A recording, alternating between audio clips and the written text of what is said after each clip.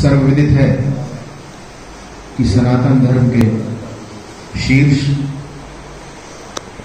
देश ही नहीं अपितु विदेश में भी करोड़ों की संख्या में निवासरत सनातन धर्म को मानने वाले लोगों की आस्था का शीर्ष का केंद्र स्वामी स्वरूपानंद जी सरस्वती ब्रह्मलीन हो चुके हैं। आज हम सुहागपुर सकल विप्र समाज की ओर से एवं समस्त सुहागपुर की ओर से आपको स्मरण करने के लिए एवं आपके देहावसान पर अपनी संवेदनाएं सनातन धर्म के प्रति व्यक्त करने के लिए एकत्रित हुए हैं।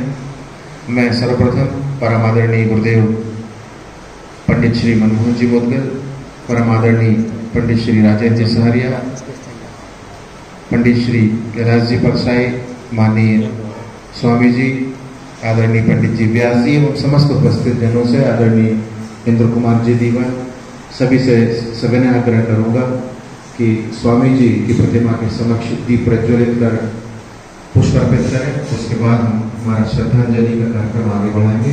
आप सभी से पुनः सविनय आग्रह। सब लोग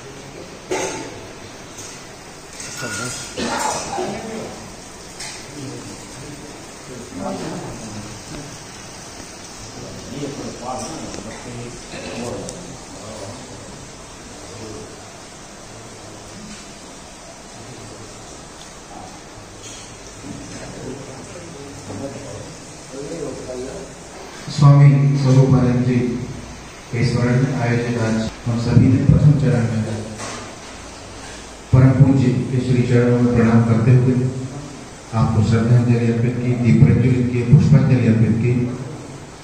इसके बाद अति आवश्यक हो जाता है कि आपके महान व्यक्तित्व को समझा जाए। निश्चित रूप से मेरी ही भांति कई अन्य लोग भी होंगे जो कि आपके वास्तविक स्वरूप से, आपके वास्तविक चरित्र से, आपकी वास्तविकता से पूर्णतः परिचित नहीं है। हमारा सौभाग्य है कि हमारे बीच कुछ ऐसे लोग उपस्थित हैं, कुछ ऐसे विद्वान उपस्थित हैं जो स्वामी स्वरूपानंद जी के व्यक्तित्व से परिचित हैं, उनका सानिध्य प्राप्त हुआ है। मैं सविनय आग्रह करता हूं हमारे बीच विशेष रूप से उपस्थित आदरणीय परम पूज्य पंडित श्री मनमोहन जी मोदगल को कि शंकराचार्य जी स्वामी स्वरूपानंद जी सरस्वती के सानिध्य में आपके द्वारा बिताए गए समय, उनके व्यक्तित्व, उनके कृतित्व, उनके सत्कर्मों से परिचित कराने का हमें कष्ट करें। आदरणीय पंडित जी।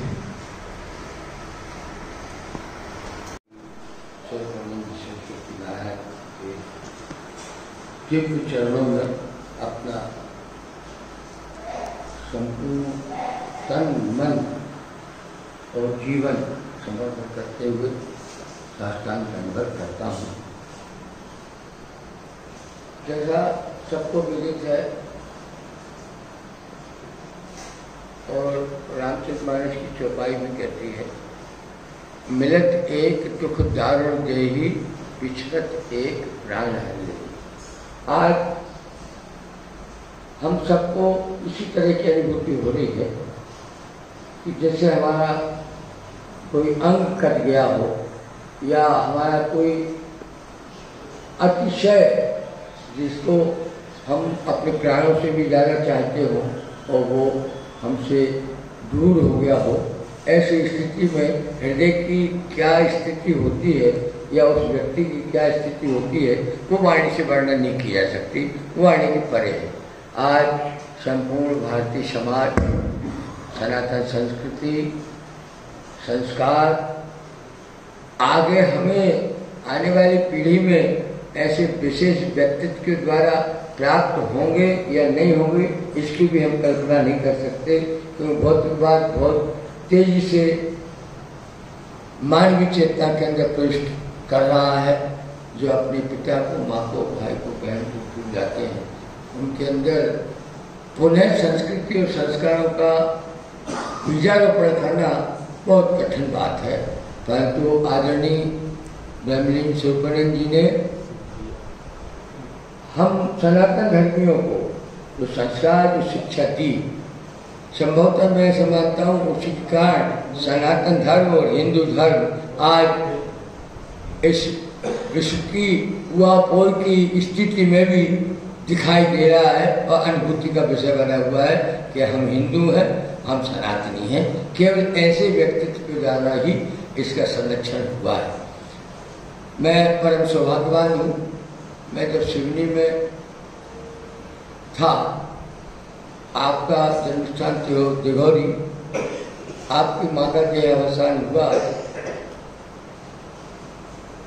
उस समय आदरणीय वहाँ पधारे।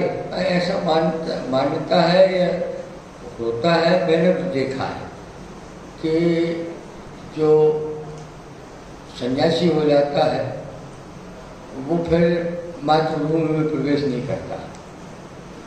आदरणीय ऐसा सुना आपने? क्यों, मैंने देखा है।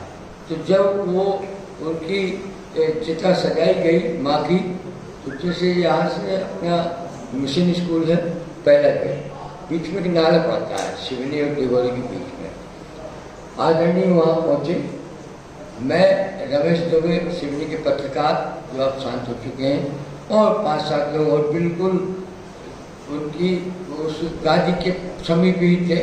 वहाँ पर उन्होंने खड़े होकर ऐसा जल लिया, वो उतनी दूर से कम से कम कितना होगा,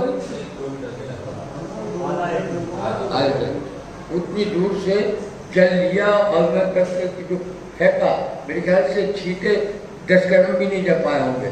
एक क्षण में आग लग गई थी। उनकी दिव्यता का परिचय बता रहा हूँ। एक बार अमरकंटक में मुलाकात हुई, उनका सानिध्य मुझे मिला। एक बार जब मैं ऋषिकेश में था, भगवान की दया हुई, स्वर्गाश्रम में ऋषिकेश में भी उनका कार्यक्रम था, उस समय में उनका मुझे सानिध्य मिला।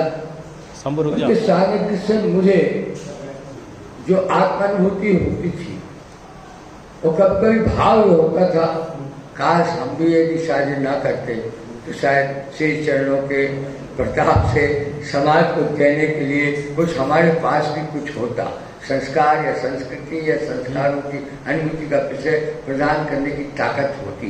परंतु ये सृष्टि है, इस सृष्टि में सभी सन्यासी हो जाएंगे, सभी शादी हो जाएंगे, तो फिर सृष्टि का रूप बदल जाएगा।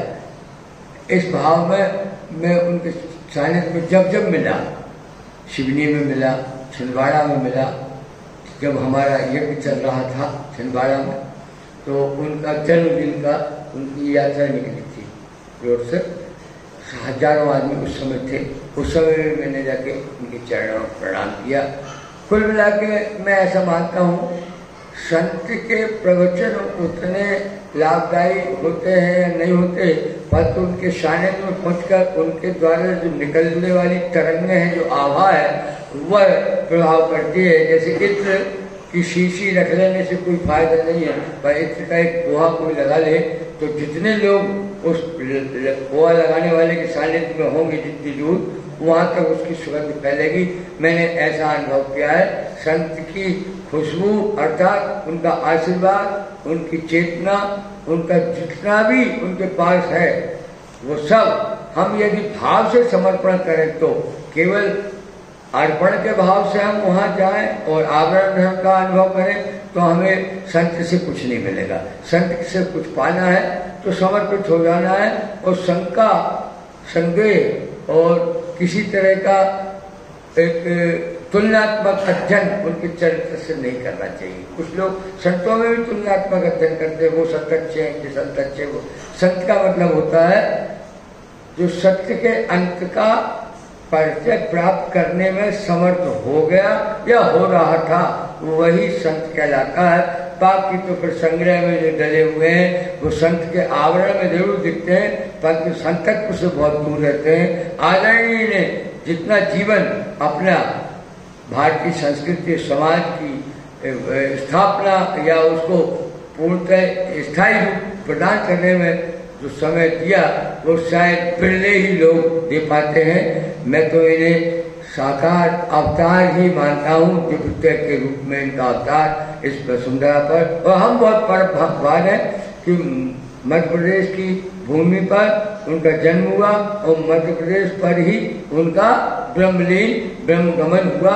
इससे बड़ी कोई उपलब्धि मध्य प्रदेश वासियों को तो नहीं हो सकती जो आपको और हमको हुई है।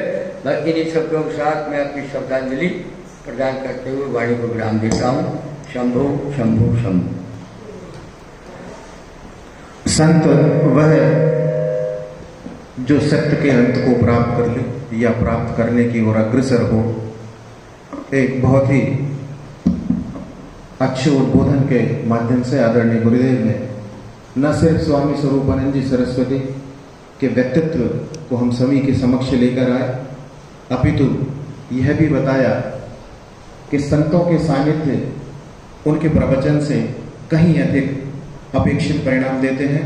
मैं इसी क्रम में हमारे बीच उपस्थित आदरणीय पंडित राजेंद्र जी सहरिया से सविनय आग्रह करता हूं कि वे भी परम पूज्य स्वामी स्वरूपानंद सरस्वती जी के व्यक्तित्व पर प्रकाश डालें, उनके संबंध में अपने कुछ विचार व्यक्त करें। पंडित श्री सहरिया जी। चक्षुरुन्मीलितं येन तस्मै श्री गुरवे नमः। परम श्रद्धेय मुद्गल जी और सभी उपस्थित मित्र बंधुओं, आदि शंकराचार्य जी ने दिग्विजय करके बौद्ध मत का पराभव करके जो अनीश्वरवादी थे मत, उनका निवारण करके और 4 दिशाओं में 4 पीठ स्थापित किए। पूर्वामनाय पूर्व में जगन्नाथपुरी गोवर्धन पीठ, उत्तर में वद्रिक आश्रम, दक्षिण में श्रृंगेरी मठ और पश्चिम में द्वारका पीठ, 4 मठ स्थापित किए और अपने 4 शिष्यों को उन्होंने शंकराचार्य पद पर प्रतिष्ठित किया। और वो परंपरा चली आ रही है। एक बार मैंने पढ़ा था कि स्वामी निश्चलानंद जी जो हैं, जो पुरी के शंकराचार्य जी हैं, उन्होंने कहा था कि हमारी नियुक्ति कोई राष्ट्रपति या कोई बड़ा आदमी नहीं करता, हमारी नियुक्ति तो भगवान नारायण करते हैं। तो ये सत्य है। ये जो परंपरा है शंकराचार्य पद पर प्रतिष्ठित होने की परंपरा, इसकी शुरुआत बहुत पहले से आरंभ होती है। पहले ब्रह्मचारी होता है, ब्रह्मचारी होने के बाद फिर उसको दंड धारण करना पड़ता है। जो दंड आपने देखा होगा, सन्यासी के पास जो दंड होता है, जो दंडी सन्यासी होते हैं, अपनी शिखा और जनेऊ सूत्र ये दोनों उसमें बंधे रहते हैं। और वो मुझे एक बार सौभाग्य प्राप्त हुआ, एक बार सोहागपुर में एक स्वामी शंकरानंद जी आए थे और ऐसा मेरा सौभाग्य कि वो मेरे घर आए। वो पदयात्रा करते थे, बस में नहीं बैठते थे, ट्रेन में नहीं बैठते थे, और पधारे। उनका जो कुछ स्वागत सत्कार मुझसे बना मैंने किया और मैंने उनसे पूछा, मैंने कहा महाराज जी, ये जो शिखा सूत्र आप इसमें धारण करते हैं, इसकी क्या परंपरा है? बोले ये जो ब्रह्मदंड है यही सब कुछ है हमारा। यदि ये धरती पर गिर जाएगा तो हमको अपना प्राण छोड़ना पड़ेगा। इतनी बड़ी ताकत है, ये हमारा प्राण है। उसमें वो जो जनेऊ है, उस जनेऊ को इस ढंग से कुंभित किया गया था, बड़े विचित्र ढंग से। उसको उन्होंने पूरा खोला, बताया मुझे। मैंने कहा मैं धन्य हो गया, जीवन में फिर ऐसा अवसर कभी मिल नहीं सकता। तो पहले दंडी सन्यासी हुआ, दंड सन्यास के बाद और जो 10 नामा सन्यासी हैं, गिरिपुरी, भारती, तीर्थ, सरस्वती, तो द्विजाति जो है ब्राह्मण, क्षत्रिय, वैश्य, इन तीनों को सन्यास का अधिकार है। परंतु शंकराचार्य पद पर केवल ब्राह्मण ही बैठ सकता है, और उसमें भी सरस्वती, तीर्थ, भारती, ये जो उपाधियां हैं इनमें से किसी को बनाया जाता है। तो पंडित पोथीराम उपाध्याय देवघरी, सिवनी जिले में जिस बालक का जन्म हुआ, 9 वर्ष की अवस्था में स्वामी जी ने गृह त्याग कर दिया, और गृह त्याग करने के बाद, और स्वामी जी सच्चे अर्थों में तपस्वी थे, जो उन्होंने तपस्या की, और उस तपस्या के फलस्वरूप जो धोतेश्वर में जो स्थान बनाया, वो वहाँ की जो रश्मियाँ हैं, वहाँ की जो तरंगे हैं, वहाँ की जो ऊर्जा है, उसमें कण कण में तपस्या का आभास होता है। कोई भी अपरिचित व्यक्ति जब पहली बार वहाँ जाता है तो उसको बहुत असीम शांति का अनुभव क्यों होता है? उसका कारण यही है कि उन्होंने वहाँ वर्षों तक तपस्या की। परमहंसी गंगा, वहाँ पर जो जल अविरत रूप से बहता रहता है, वह उन्हीं की देन है। और फिर उन्होंने इसके बाद में क्या जगत गुरु शंकराचार्य शांतानंद जी से उन्होंने संन्यास की दीक्षा ली, और करपात्री जी महाराज से उन्होंने वेद, वेदांग, उपनिषद, ब्रह्मानंद जी से, हाँ ब्रह्मानंद जी से, हाँ ब्रह्मानंद जी। और उसके बाद में करपात्री जी महाराज जैसे, करपात्री जी महाराज तो इतने बड़े अद्वितीय संत हुए हमारे। करपात्री जी महाराज जैसा संत तो दुर्लभ है, न भूतो न भविष्य। उन्होंने वो तो किंग मेकर थे, वो शंकराचार्य बनाते थे।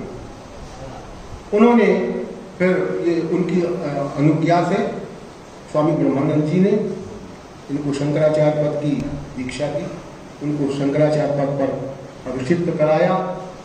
और देखिए आप एक बात, सन्यासी क्या होता है? सन्यासी होने का अर्थ ये नहीं कि हम घर भर छोड़ करके, सब कुछ छोड़ करके और केवल तपस्या में लग जाए।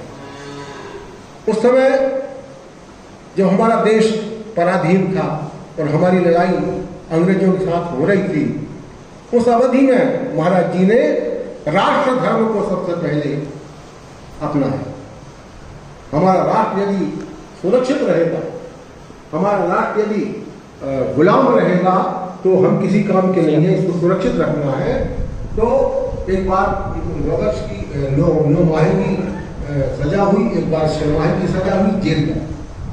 स्वतंत्रता संग्राम सेनानी हुई, और इसके बाद फिर शंकराचार्य रहते हुए, और इन्होंने ज्योतिष पीठ और शारदा पीठ, इन दोनों पीठों पर अनेक प्रकार के, वो तो कुछ क्या कहें उसको अपन, कि झगड़े भी होते हैं साधुओं में अनेक प्रकार के, पर उन्होंने उसकी रक्षा करने के लिए दोनों पीठों को संभाला। और आज उनके ब्रह्मलीन होने के बाद स्वामी सदानंद जी और स्वामी अभिमुक्तेश्वरानंद, ये दोनों को उन्होंने पहले शंकराचार्य पर अभिषिक्त कर दिया था। इसके बाद वो गद्दी को आप लोग सुना। मेरा केवल ये है कि आप देखिए कि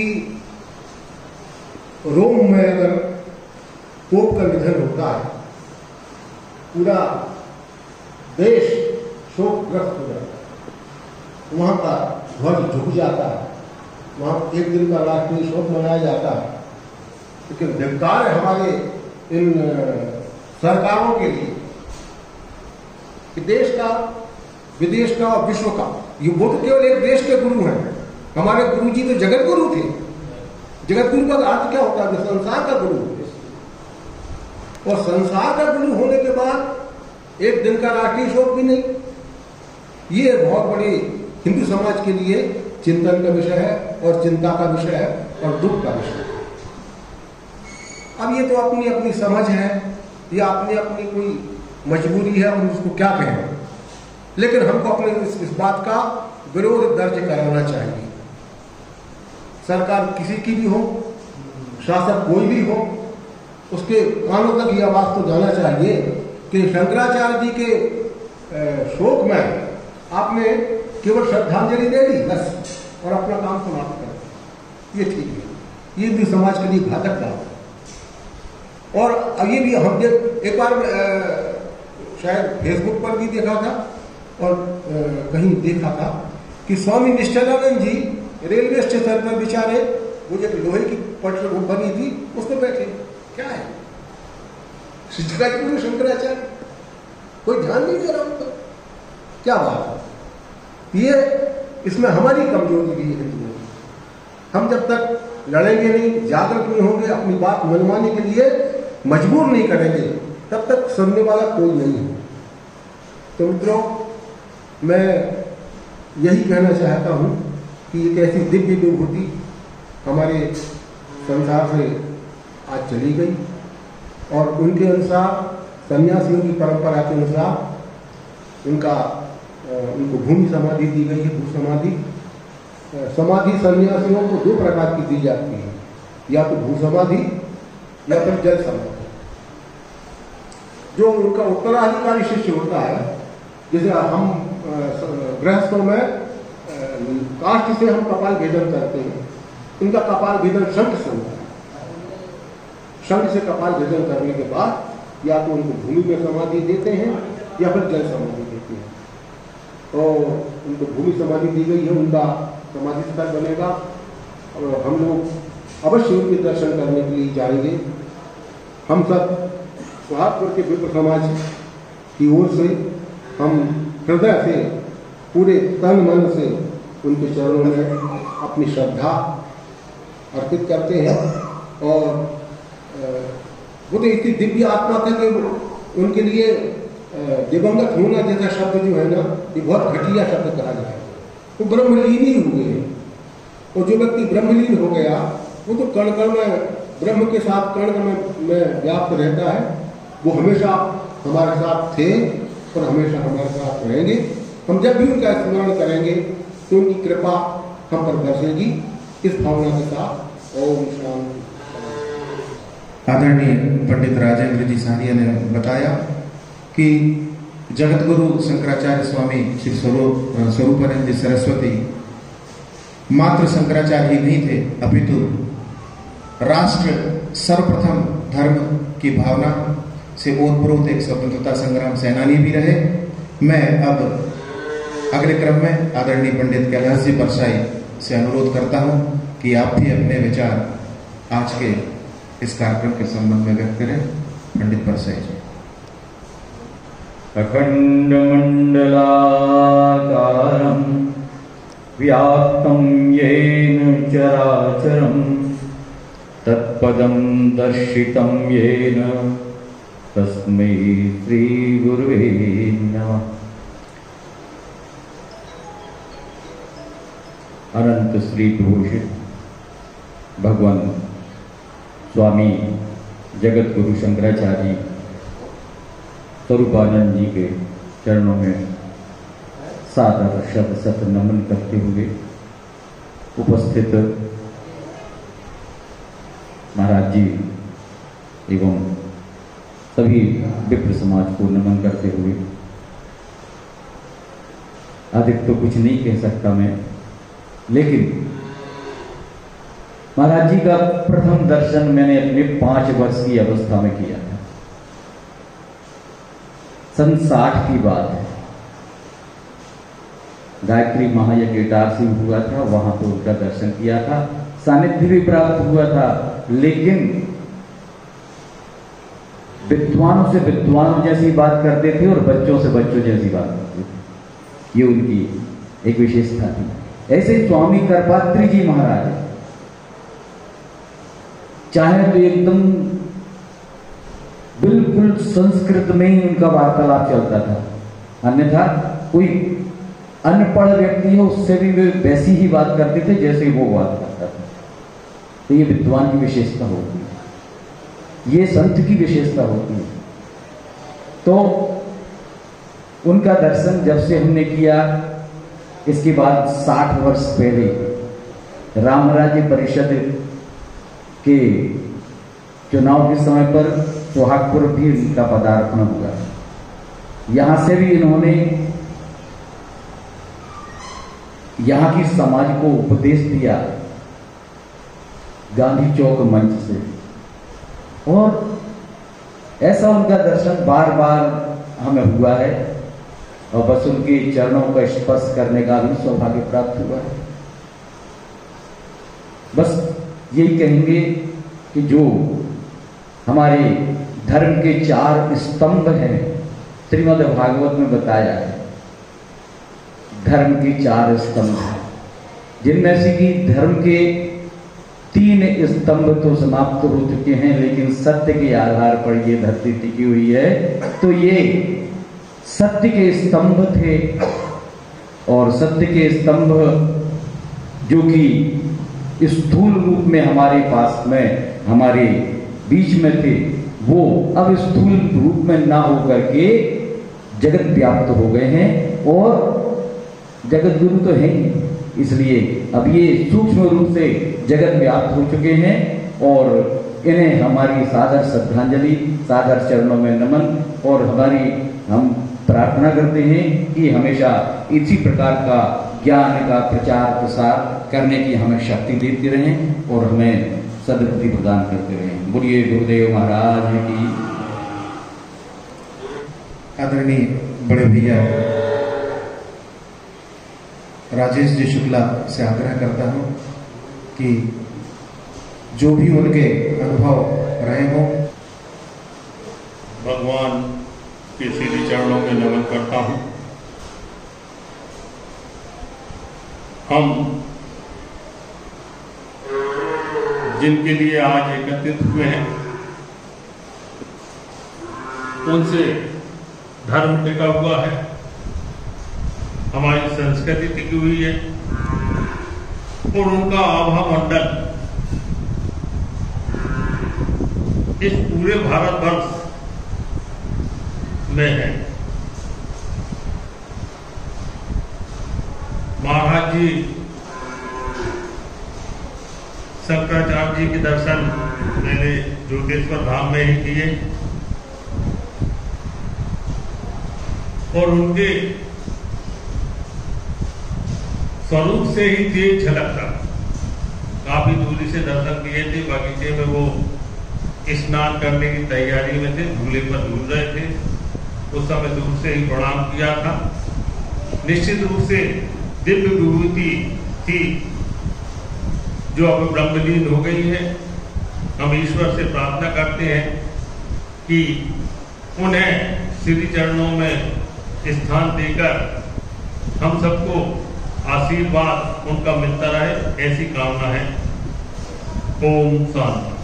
भाई प्रबुद्ध जी दुबे से आग्रह करता हूं कि वे आज कार्यक्रम के विषय में अपने विचार व्यक्त करें। पंडित प्रबुद्ध दुबे।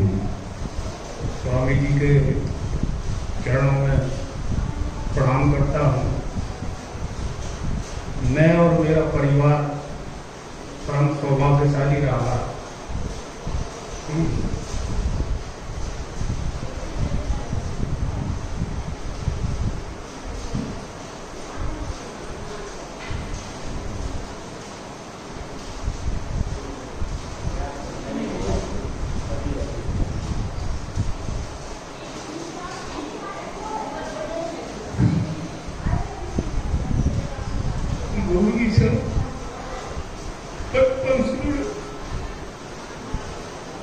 मेरा नाम कर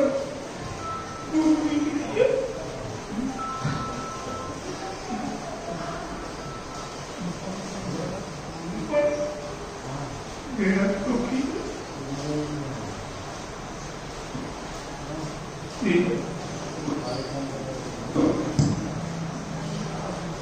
प्रबुद्ध जी, आपके दुख में हम सभी सम्मिलित हैं।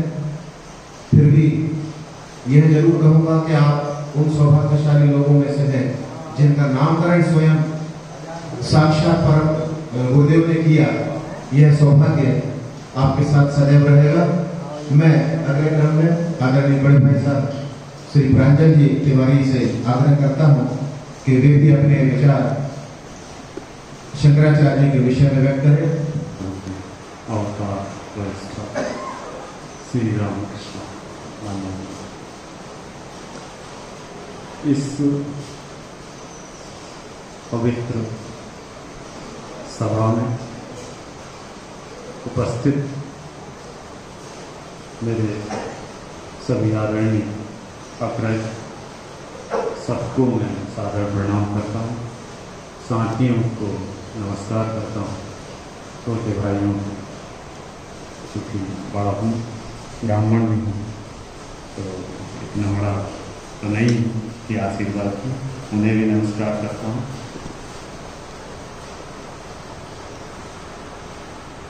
शंकराचार्य ये जो शब्द है,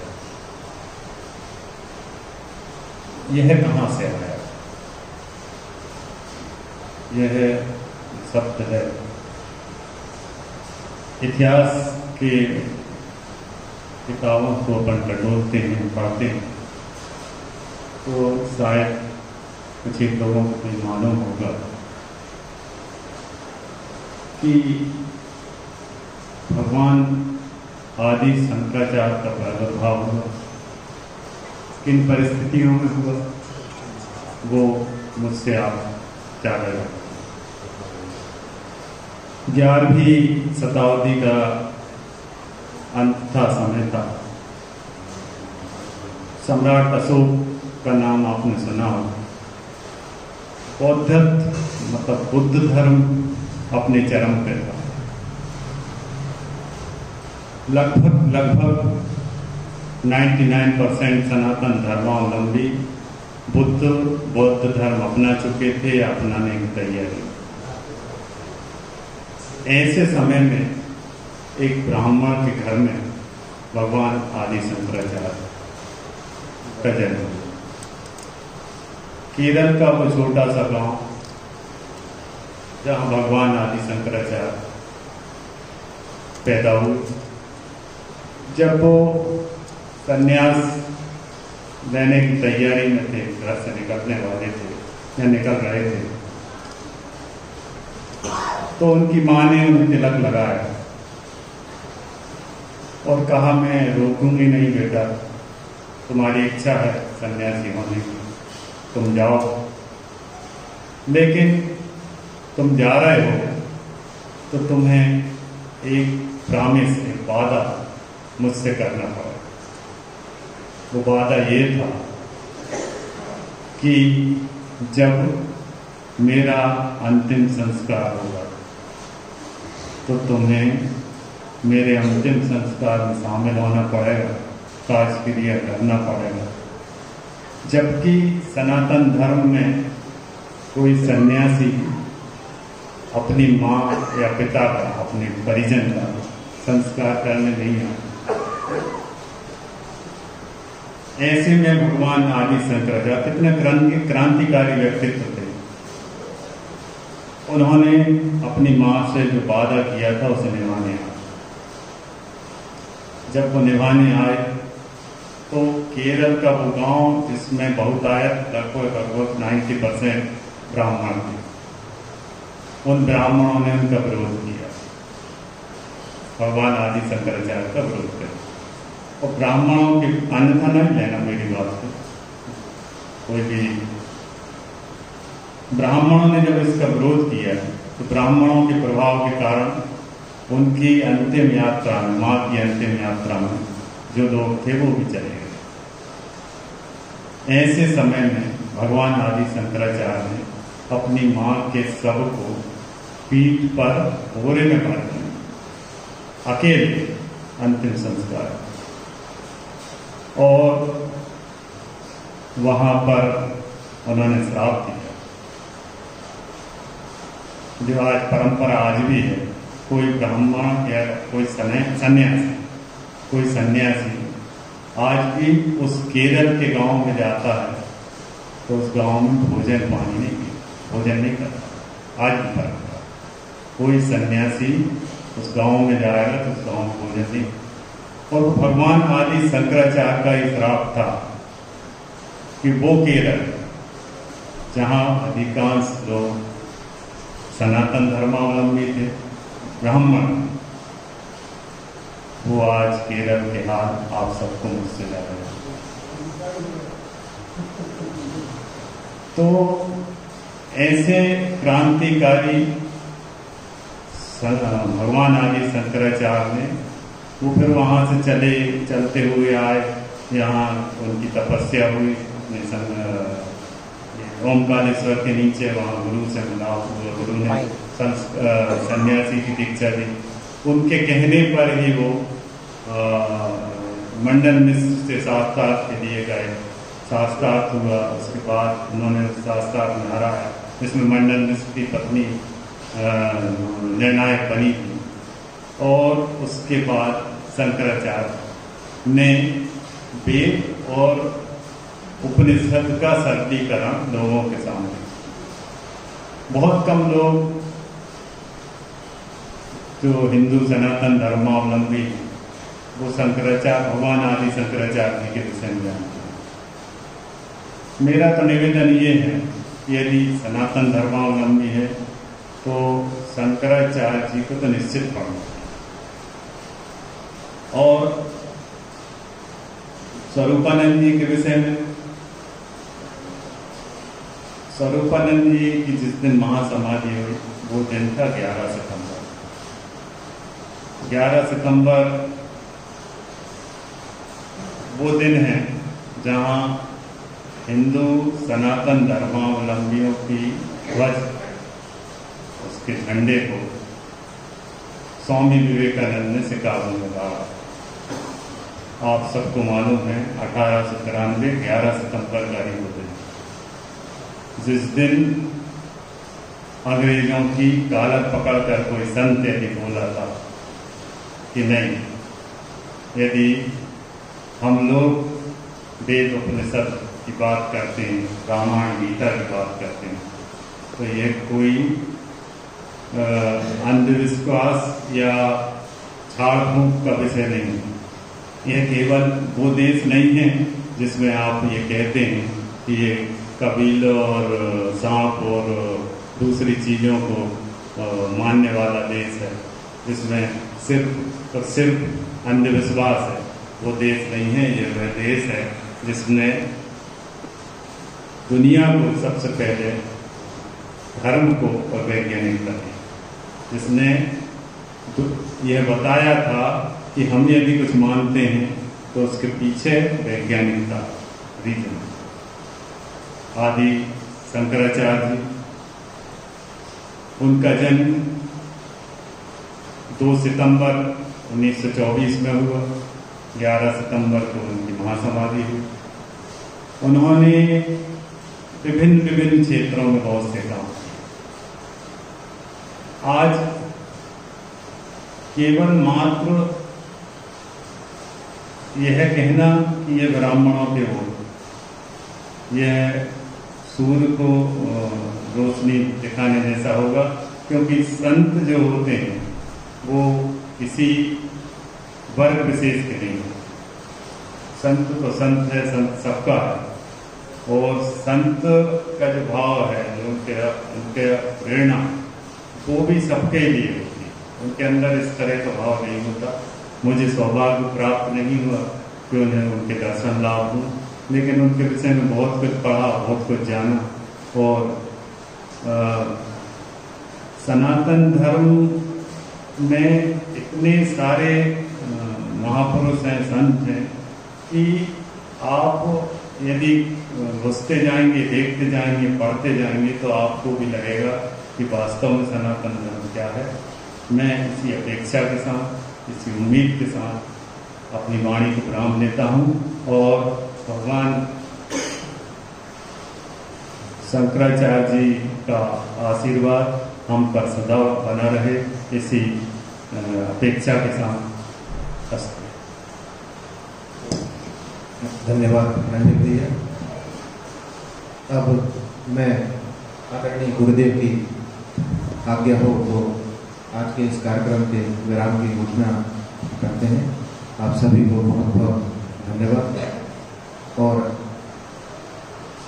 हिंदू समाज की ओर से एक अपील भी कर सकते हैं कि 11 सितंबर जैसा भैया ने बताया महासमाधि दिवस है आदरणीय गुरु जी का, आदरणीय शंकराचार्य जी का।